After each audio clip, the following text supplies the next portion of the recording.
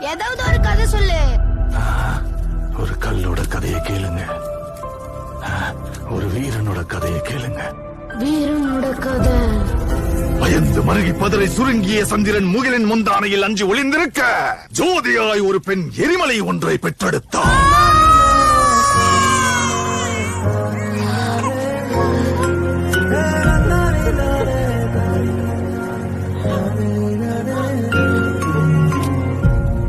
எரியும் தீயினில் பொழியும் மழை போல் சாவின் வீட்டினில் காலனை வென்றவன்.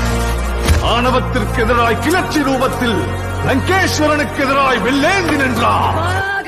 எரியும் ஜமதக்னி கோபத்தை மீறி சர்வமும் தான் என்ற பரமனை வினவினார்.